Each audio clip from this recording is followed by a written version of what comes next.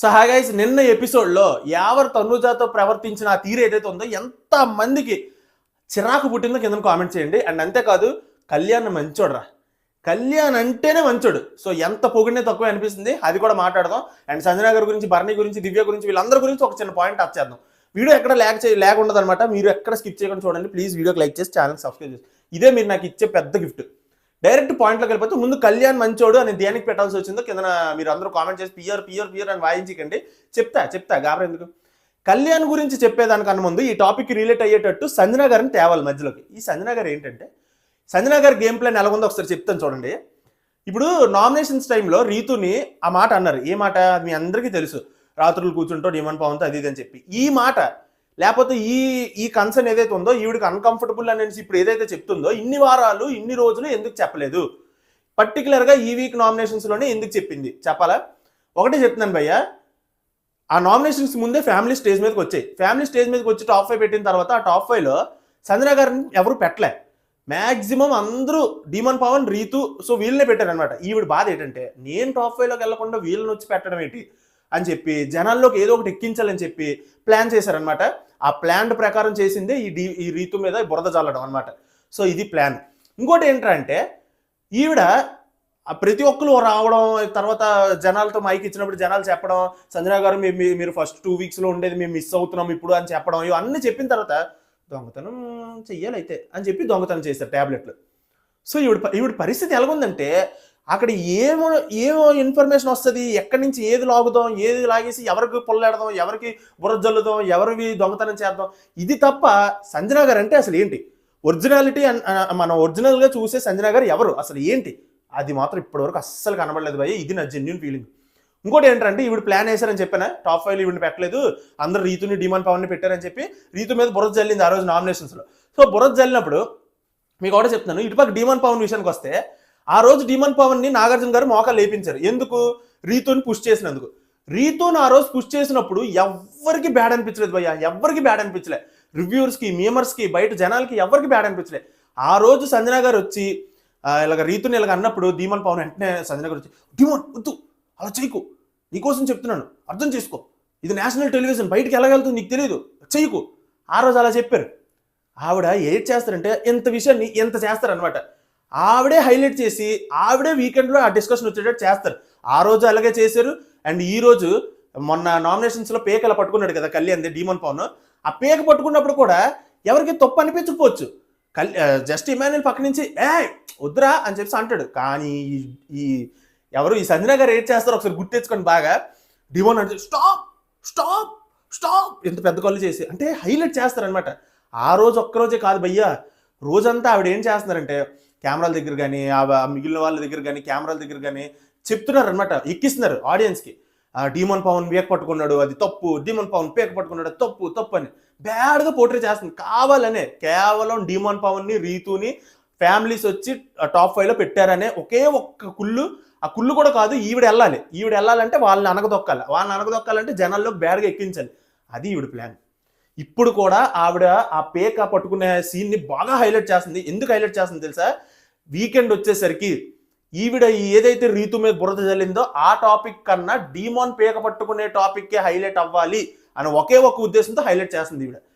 So ఇప్పుడు ఇది కళ్యాణ్ విషయానికి ఇది ఏంట్రా రిలేట్ అంటే, ఇది ఇలా జరుగుతుంది కదా, ఈ సంజన గారు ఇలా చేస్తున్నారు కదా. ఇప్పుడు రీతు నైట్ ఎపిసోడ్లో టెలికాస్ట్ అవ్వలేదు, లైవ్లో అయ్యింది లేండి, ఎపిసోడ్లో చూపించలేదు.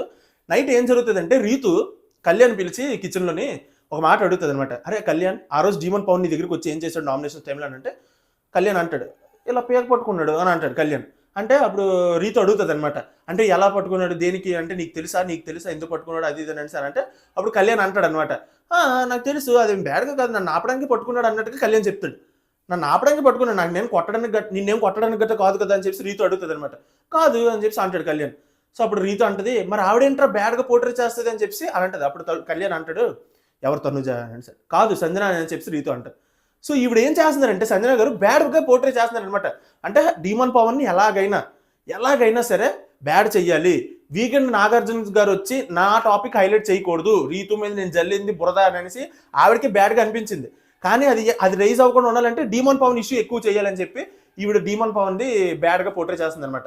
సో ఇక్కడ రీతు అందుకే కన్సర్న్తో అడుగుతుంది కళ్యాణ్కి, మరి నీకేమనిపిస్తుంది, నీకేమో కొట్టినట్టు అనిపిస్తుంది అని అంటే, లేదు నేను సార్ అడిగితే చెప్తాను, నువ్వు లైట్ తీసుకో, నీ సార్ అడిగితే చెప్తాను అని చెప్పి అంటాడు కళ్యాణ్. ఇలాగే అంటాడు. రీతు లైట్ తీసుకుని నువ్వు ఏం పర్లేదు, నేను సార్ అడిగితే నేను చెప్పుకుంటానులే అని చెప్పి అంటాడు. అంటే కళ్యాణ్కి 1% కూడా డీమాన్ మీద చిన్నది కూడా లేదు భయ్య. చిన్న ఈగో కానీ, ఒక మేల్ పర్సన్ వచ్చి ఇంకొక మేల్ పర్సన్ని పీక పట్టుకోవడం, అది అసలు ఈగోయే లేదు అసలు కళ్యాణ్కి. పీక పట్టించుకున్నాడు, నన్ను ఏదో చేసాడు, ఇప్పుడు నా మీద చెయ్యేస్తావా, ఎంత ధైర్యం నీకు, ఎలాంటి పగలు ఈగోలు ఏమీ లేవబ్బా, ఏమీ లేవు. జస్ట్ డీమాన్ పవన్ ఫ్రెండ్షిప్కి వాల్యూ ఇస్తున్నాడు, డీమాన్ పవన్ ఫ్రెండ్గా ఉండాలని అనుకుంటున్నాడు కళ్యాణ్. కాబట్టే అక్కడ ఏ తప్పు చేయట్లేదు. నువ్వు తప్పు చేసావు, నా పీక పట్టుకున్నావు నువ్వు అని చెప్పి ఇష్యూయే చేయలేదు అసలు కళ్యాణ్. లేకపోతే అక్కడ ఇష్యూ చేయాలనుకుంటే ఈజీగా చేయొచ్చు, పీక పట్టుకున్నాడు. అక్కడ ఎవరైనా ఇష్యూ చేయొచ్చు, అది వాళ్ళ రైట్ కూడా. సో అక్కడ ఇష్యూయే చేయలేదు. ఎందుకంటే ఫ్రెండ్, కళ్యాణ్ ఫ్రెండ్షిప్కి ఇచ్చే వాల్యూ ఉంటుంది భయ్య. నిజంగా చెప్తున్నాను, తనుజ విషయంలోనే అంతే, రీతు విషయంలోనే అంతే, డీమాన్ పవన్ విషయంలో అంటే ఫ్రెండ్ అని అనుకుంటే ఇలాగే ఉంటుంది. ఆ రోజు శ్రీజ విషయంలో కూడా అంతే. శ్రీజ కూడా ఫ్రెండ్ అంటే ఏదైనా చేసేస్తాడు అబ్బా కళ్యాణ్, అది క్లియర్గా తెలుస్తుంది. తనూజ అయితే ఎన్నిసార్లు కళ్యాణ్ తనూజ ఏడుస్తున్నప్పుడు ఓదార్చడానికి వెళ్ళినప్పుడు కూడా గసిరితే, చిరాకు పడితే, చేదరించుకున్నా కూడా కళ్యాణ్ ఇంకా తనూజ తనూజ తనూజ తనూజ తనూజ తనూజ అని చెప్తూనే ఉంటాడు. ఎక్కడైనా తనూజ గురించి గొప్పగా చెప్తూనే ఉంటాడు. అంత వాల్యూ ఇస్తాడు ఫ్రెండ్షిప్కి. సో నాకు అందుకే కళ్యాణ్ అంటేనే మంచోడు రా అన్న ఫీలింగ్ వస్తుంది. కళ్యాణ్ అంటేనే మంచోడు, ఇది ఫిక్స్ అంతే. సో నాకు సీజన్ మొత్తం చూసాక నాకు ఒక థాట్ వచ్చింది కళ్యాణ్ మీద, మంచోడు అంతే ఫిక్స్. సో అది గైస్ నాకు అందుకే నేను తమ్నెల్లో పెట్టాల్సి వచ్చింది అనమాట. నైట్ అలాగా రీతు అడగగానే కళ్యాణ్ సమాధానం అనమాట ఇది. సో నాకైతే చాలా బాగా నచ్చింది. నాగార్జున గారితో నేను మాట్లాడతాను, నేను చెప్తాను పర్లేదు అని చెప్పిన విధానం ఏదైతే ఉందో సూపర్ అంతే. దీని మీద మీ అభిప్రాయం ఉంటే కింద కామెంట్ చేయండి. అండ్ నేను చెప్పే పాయింట్ సంజన గారి గురించి, ఆవిడ గేమ్ ప్లాన్ గురించి కరెక్టేరా, ఈడు చెప్పింది గణేష్ గారు చెప్పింది కరెక్టేరా అని మీకు అనిపిస్తే వీడియోని లైక్ చేసి కింద అర్జెంట్గా కామెంట్ చేయండి, సూపర్ బ్రో నువ్వు బాగా చెప్పావు అని చెప్పి ప్లీజ్. అండ్ ఛానల్కి సబ్స్క్రైబ్ చేసుకోండి. నెక్స్ట్, సో ఈ సంజన గారిది ఇదంతా ఇలా పక్కన పెడితే, నిన్న సోహెల్ ఎపిసోడ్కి హైలైట్ భయ్య, బాగా ఎంటర్టైన్ చేయడానికి ట్రై చేశాడు, చాలా కొంతవరకు ఎంటర్టైన్ అయ్యిందనే చెప్పుకోవచ్చు. సో తర్వాత ఈ గేమ్స్ ఇవన్నీ తెలుసు కదా, ఎవరు తనూజాతో స్టార్టింగ్ రాగన్నా వచ్చి తనూజాతో అక్కడ నించొని మీకు బాయ్ ఫ్రెండ్ ఉన్నాడా అని చెప్పి అడుగుతాడు అనమాట. Do you have boy friend అని చెప్పి ఇంగ్లీష్లో అడుగుతాడు, మేము తెలుగులో చెప్తాను కానీ బాయ్ ఫ్రెండ్ ఉన్నాడా అని ఎందుకు అయ్యా నువ్వు అడగాలి, తనూజ ఎవరని నీకు తెలుసా, నీ భాష కాదు, నువ్వు నీకు సంబంధించిన వ్యక్తి కాదు, నీ ఫ్రెండ్ కాదు, నీ క్లోజ్ కాదు, నువ్వు ఎలాగయ్యా వచ్చి అడుగుతావు అసలు. తనూజ అక్కడ నో అని చెప్పి అంటది. అంటే ఓకే అని చెప్పి అంటాడు. తనూజ కోసం పాటలు 4 లైన్లు నేర్చుకున్నాను అంటాడు. తనూజకి Bigg Boss song and Bigg Boss అని అంటే బిగ్ బాస్ పాట వేయడం, ఆ తనూజని ఎత్తుకొని తిప్పిసి అబ్బబ్బబ్బబ్బా ఎంత అన్కంఫర్టబుల్గా అనిపించింది అంటే ఇలా చూశాను నేను అని చెప్పి నాకు సిగ్గేసింది. అసలు ఎవరు ఎందుకు ఇలా చేసాడన్న ఫీలింగ్ వచ్చింది. మీకు ఎంతమందికి అలా కనిపించిందో జెన్యూన్గా కామెంట్ చేయండి భయ్యా. ఒకటే చెప్తున్నాను, తనూజ అన్కంఫర్టబుల్గా ఫీల్ అయినట్టే నాకు అనిపించింది, ఆవిడకి ఇబ్బందిగానే ఉంది. తెలియని వ్యక్తి, తెలియని మగవాడు వచ్చి ఇప్పుడు ఈ ఫ్యామిలీ బ్యాక్గ్రౌండ్ ఈవిడది ఎలాగంటే తనూజ గారిది చాలా ఇంటర్వ్యూలు కూడా చూశాను నేను, ఆవిడ చాలాసార్లు చెప్పడం కూడా చూశాను. ఏంటంటే రాత్రి 7 అయితే కానీ 7 కల్లా ఇంట్లో ఉండాలట. వాళ్ళ ఫాదర్ అంత స్ట్రిక్ట్ అంట. నైట్ బయటకు వెళ్ళినవరు, ఫోన్ ఎక్కువ వాడినెవరు, ఫోన్ అంటే అసలు ఆవిడకు ఉండదట, ఫోన్ ఎక్కువ వాడినెవరట. ఏంటి అసలు ఇంత స్ట్రిక్ట్, ఇంత మంచి అంటే ఈ ఫ్యామిలీ బ్యాక్గ్రౌండ్ ఇంత ఇది ఉంటుంది అనమాట. సో ఇలాంటి స్ట్రిక్ట్ ఫ్యామిలీ నుంచి వచ్చిన ఈవిడ పద్ధతులు అన్నీ వేరేగా ఉంటాయి. వచ్చి ఏదో చేసేద్దాం, ఏదో పాట షో కోసం ఏదో చేసేద్దాం అని చెప్పానంటే అక్కడ తీసుకునే అమ్మాయి కాదు తను. సో ఆవిడ అన్కంఫర్టబుల్గానే ఫీల్ అయింది. కానీ వచ్చిన గెస్ట్ని ఎందుకు అవమానించడం, వచ్చిన గెస్ట్ని ఎందుకు అతనితో కూడా గొడవాడడం ఎందుకు అని చెప్పి ఆవిడ నవ్వుతూ సమాధానం చెప్పిందే తప్ప ఆవిడ ఫేస్లో అన్కంఫర్టబుల్ అనేది నాకు కనిపించింది. అవతల పర్సన్కి, అందులో లేడీకి నువ్వు కంఫర్టో కాదో కనుక్కోకుండా వచ్చి డ్యాన్స్ వేసుకొని ఎత్తేసుకొని వితౌట్ పర్మిషన్ తనని టచ్ చేయడమే తప్పు. అసలు నీ ఫ్రెండ్ కానన్నప్పుడు నువ్వు ఎందుకు అలా చేయడం నాకు అసలు చాలా చిరాకేసింది భయ్యా, నాకు చాలా చిరాకేసింది. మీకు ఎలా అనిపించింది కింద కామెంట్ చేయండి. నిజంగా తనూజ గారు ఇక్కడ రియాక్ట్ అయిపోయి గొడవ అయిపోయి ఉంటే ఈవిడ బ్యాడ్ అవుదును, కానీ ఈవిడ చాలా నవ్వుతూ సమాధానం చెప్పి, అంటే వచ్చిన గెస్ట్ ఒక 5 నిమిషాలు ఉంటారు, 10 నిమిషాలు ఉంటారు, అతనితో ఎందుకని చెప్పి ఆవిడ తీసుకున్న ఆ మెచ్యూర్ డెసిషన్ ఏదైతే ఉందో సూపర్ అంతే. బట్ ఆవిడ ఫ్యామిలీ బ్యాక్గ్రౌండ్ చూసుకుంటే ఆవిడకి నిజంగానే అన్కంఫర్టబుల్గా అనిపిస్తుంది ఆవిడకి ఎందుకు. సో మీకేమనిపించింది కింద కామెంట్ చేసి చెప్పండి. ఎవరు ఎలా ప్రవర్తించాడు తనూజతోని, నాకైతే చాలా ఇబ్బందిగా అనిపించింది చూడడానికి. మీకేమనిపించింది నాకు తెలియదు, మీరే కామెంట్ చేసి చెప్పాలి. తర్వాత మళ్ళీ సంజన గారి దగ్గరికి వద్దాం. ఈవిడ ఈ ట్యాబ్లెట్లు దొంగతనం చేసింది కదా బర్నీ గారివి, అక్కడ టాబ్లెట్లు దొంగతనం చేయడం కరెక్టా రాంగా, మీ ఉద్దేశం ఏంటి కింద కామెంట్ చేయండి. నాకైతే మాత్రం భయ్యా చెప్తున్నాను, మీరు ఎన్నైనా చెప్పండి, ఈ దొంగతనం ప్రోగ్రామ్ అనేది ఈవిడ మానుకోపోతే చాలా కష్టం భయ్యా. చాలా కష్టం కాదు, అసలు నాకు నచ్చట్లేదు. మొదటి 2 వారాలు ఎంజాయ్ చేశాను, ఆ తర్వాత నుంచి ఆవిడ దొంగతనాన్ని నేను అసలు ఎంకరేజే చేయలేదు. మీరు నా వీడియోలు ఎన్నైనా చూడండి పాతవి. మళ్ళీ ఆపేసి నాగార్జున గారు గట్టి వార్నింగ్ ఇచ్చారు, బోర్డు వేసి గట్టి వార్నింగ్ ఇచ్చారని చెప్పి ఆపేసింది దొంగతనం.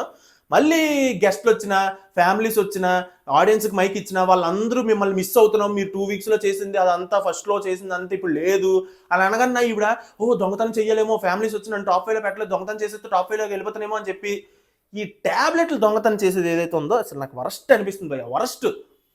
సో నాకైతే చిరాకు వేసింది. తర్వాత వాళ్ళు కలిసిపోయారు, వాళ్ళు బాగానే మాట్లాడుకున్నారు. ఈ మధ్యలో దివ్యతో గొడవ అయిపోయింది బర్నీ గారికి.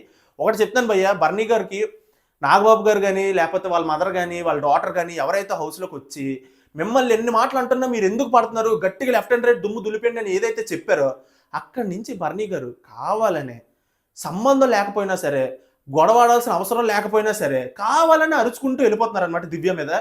నాకెందుకో బర్నీ గారి మీద ఎక్కడో చిన్న చిరాకు వేస్తుంది. అంటే అరే ఏంట్రా మరి ఎంత వచ్చి నువ్వు ఫైర్ అవ్వాలి, నువ్వు అరవాలి, నువ్వు నీ బర్నీ అంటే మాకు ఏటో తెలుసు అని ఎంత బర్నీ బాక్సరు, బర్నీ ఫైటర్ అని అంటే ఎంత అలాగంటే మాత్రం సడన్గా ఇన్ని వీక్స్ లేనిది సడన్గా చేంజ్ అవ్వాలంటే నాకు తీసుకోవడానికి చాలా చిరాకు ఉంది భయ్య. ఇప్పుడు అక్కడ పాయింట్ ఉంటే నువ్వు ఫైర్ అయినా పర్లేదు, పాయింట్ లేకుండా దివ్య ఏదో పాపం మాట్లాడితే నువ్వు ఇగో నీకు అందుకే నీకు మధ్యలో రావద్దు అంటున్నాను అంటే ఇన్ని వారాలు చేసింది ఏంటి? మన నాగబాబు గారు వచ్చి చెప్పడం మీరు ఇలా మారిపోయారు అనమాట. అయ్యో మా గురువు గారు చెప్పారు మేము ఇంకా ఫైర్ అయిపోవాలి ఈవిడ మీద, దివ్య మీదనే.